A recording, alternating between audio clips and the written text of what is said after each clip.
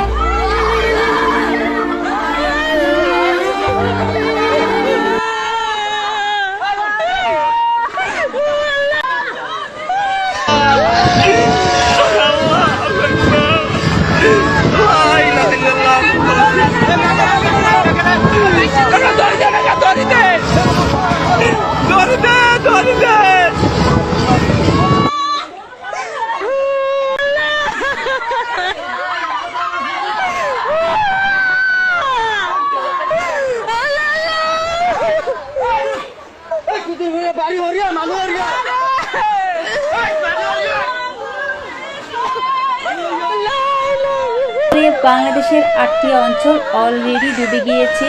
মানুষ, পশু পাখি, ঘর বাড়ি সবকিছু ডুবে গিয়েছে। মানুষ হয়েছে স্বজন হারা, বাড়ি ঘর হারা। অবশ্যই বেশি বেশি শেয়ার করে দিবেন, আর সকলেই দোয়া করবেন যেন বাংলাদেশের পরিস্থিতি, মানুষের এত কষ্ট দুঃখ সব কিছু যেন আল্লাহ তাআলা মোচন করে দেয়। এই অবস্থায় রেসিপি দেওয়া সম্ভব হচ্ছে না, তাই আমি বাস্তব জীবনে এই ভিডিওগুলো শেয়ার করছি।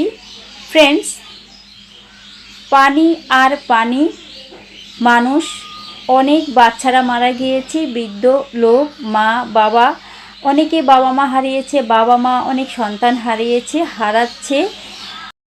আমার ঘর প্রায় এখন পানির নিচে। যারা এখনো ত্রাণের বিষয় বা কোনো বিষয় চিন্তা করছেন, তাদেরকে বলবো আপনারা যে অন্তত বড় বড় ড্রাম আছে, ড্রাম বা উদ্ধার অভিযানের যে বাহন রয়েছে, আমাদেরকে সেগুলো একটু ভিক্ষা দিন, আমাদেরকে উদ্ধার অভিযানের বাহন ভিক্ষা দিন।